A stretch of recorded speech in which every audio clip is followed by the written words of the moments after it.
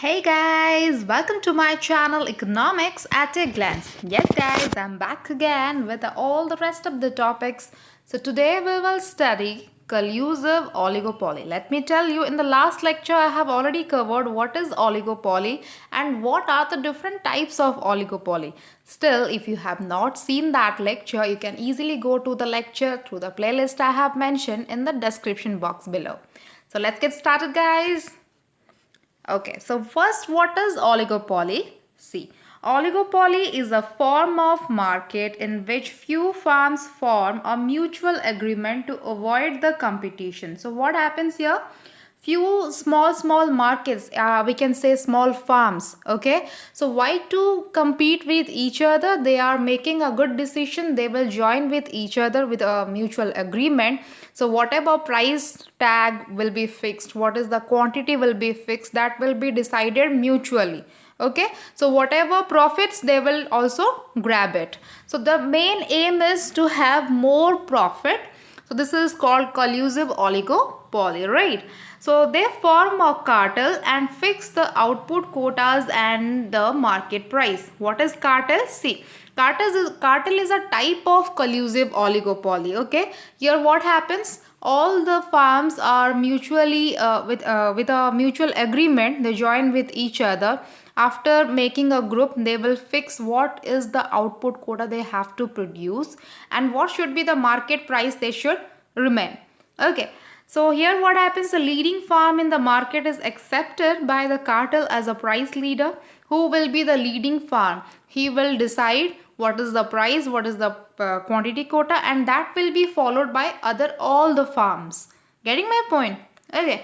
So next one is all the farms in the cartel accept the price as fixed by the price leader, as I have already told you. How? I will explain later. See, this is not important, but just to remember, there are four types of collusive market. One is like horizontal, vertical, explicit and tacit. No need to go in details, just to remember there are four types. Okay. So these are the key aim of collusion, like why to collude. Okay. First one is business in a cartel recognize their mutual interdependence and act together, which is the main aim, and the main aim is to maximize the joint profits. See, if they will join with each other, they will make a single price. Okay, all the farms will put single price so that the consumer cannot bargain with them, and whatever they will fix, they will grab it. So obviously they will grab more profit. As example, we can see that in British supermarkets like the Tesco, Walmart, ASTA, they are making a collusion and the price leader is Tesco. Whatever price, whatever quantity quota is decided by Tesco, all the other farms will follow that. So together they will grab maximum joint profits. Okay. Next is the collusion lowers the cost of competition. Example like wasteful marketing wars which can run into millions of pounds. We have seen that the Virgin Atlantic flight, like they have made a collusion with the British Airways. Why? Because they have thought that why to compete with each other, let's just join our hands and we will grab more profit and we can cover the maximum risk jointly. Okay, so this is another aim of the collusion. And thirdly, see, collusion reduces the uncertainty in a market. How? If you have joined together, whatever uncertainty and risk you will face, you will not face individually. You have to face it jointly so that different ideas may come out from the individual farm so that the uncertainties can be solved easily. Okay, so that is the another reason why farms go for collusion, right? Next is higher profits increases the producer surplus and the shareholder value leading to the higher share prices. So these are certain aims why farms go for collusion. Okay. Next is price fixing is easier when. See, first one, the industry regulators are weak or ineffective. If the industry regulators are ineffective or weak, they will definitely aim to join any collusive group so that it will be easy for them to enter. Okay. Next is penalties for collusion are low relative to the potential gains in revenues. Compared to the revenues, the penalties for collusion is low. So that is no problem to join in the collusive group. Yes? Yeah. Next is participating firms have a higher percentage of total sales. This will allow them to control the market supply. Yes or no? Like in a collusive group, if we have a farm who has maximum percentage of sell, if that farm will be in our collusive group, we have a control over the market supply. Yes or no? And it will be very easy to fix the price, right? So this is the condition. Next, fourth one is firms can communicate well and trust each other, and they have similar strategic objectives. That means there should be a trust between all the firms. If trust issue will come, then there is a break. Getting my point? Next is industry products are standardized and output is easily measurable. Next is brands are strong so that consumers will not switch the demand while collusion raises the price. Your branding should be very strong so that even if you are increasing the price, consumers will not go to other farms. They will stick to you only. Okay. Another thing here I need to tell you, in collusion you cannot decrease the price unless it will be decided by the whole group. Okay. Next one is, why do cartels break down?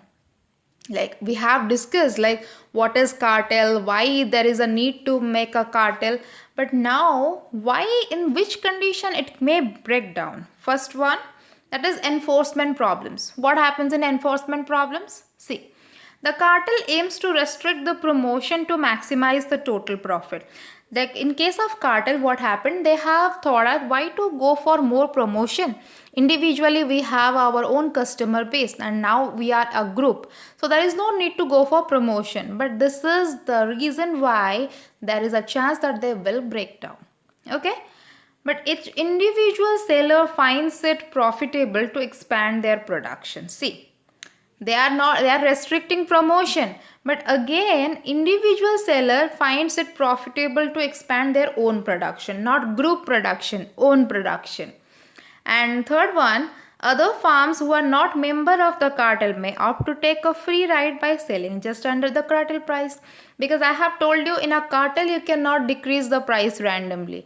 Taking the advantage of that, the other farms will decrease the price and suddenly the customers will move to them. So your cartel is that time, it is a chance that it will break. Okay. So this is all under the enforcement problems. Next is the falling market demand creates excess capacity in the industry. Then next one is the successful entry of the non-cartel farms.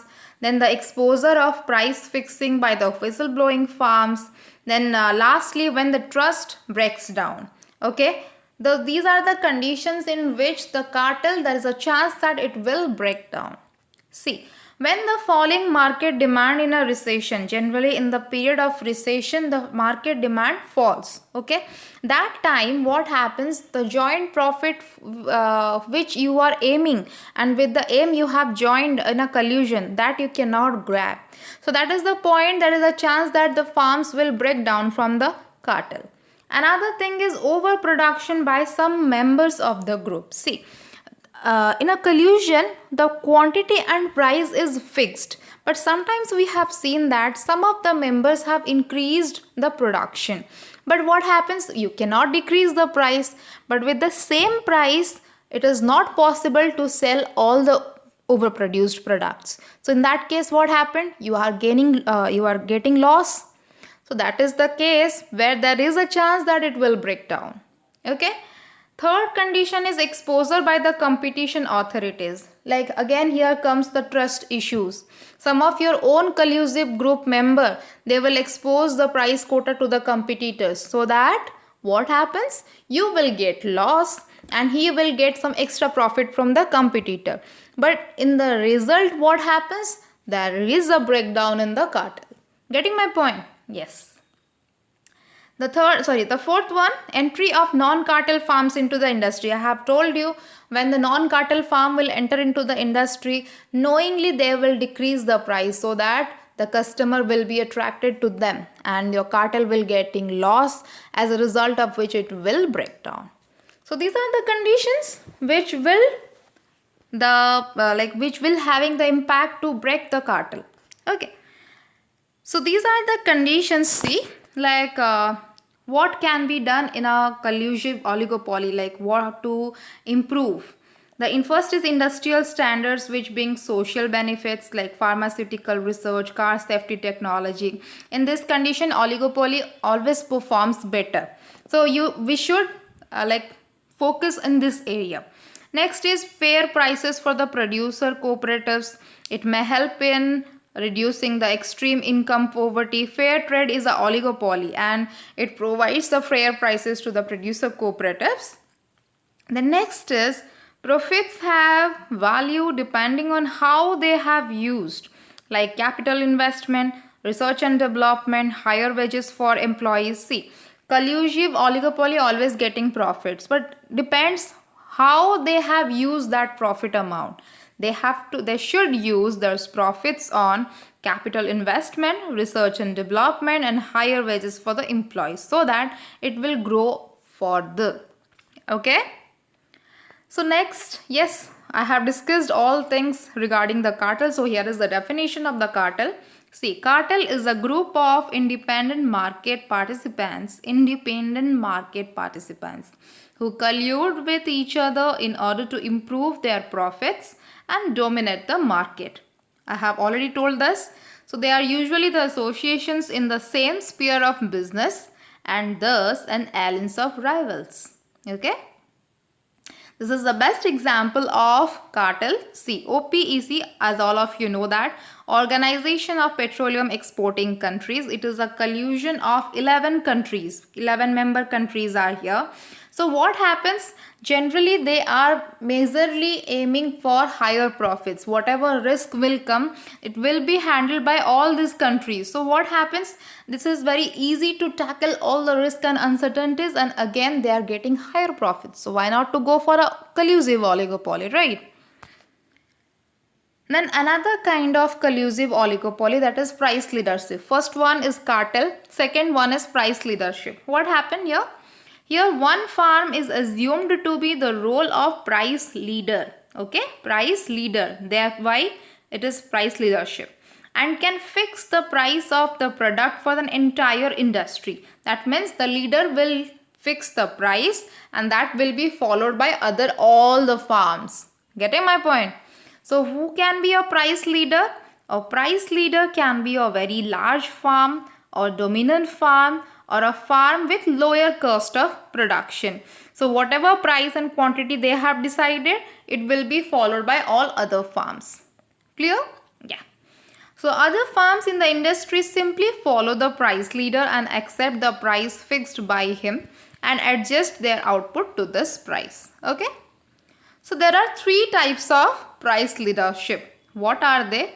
Dominant firm, barometric price leadership, exploitative or aggressive price leadership. Well, what are they individually? We will cover. See.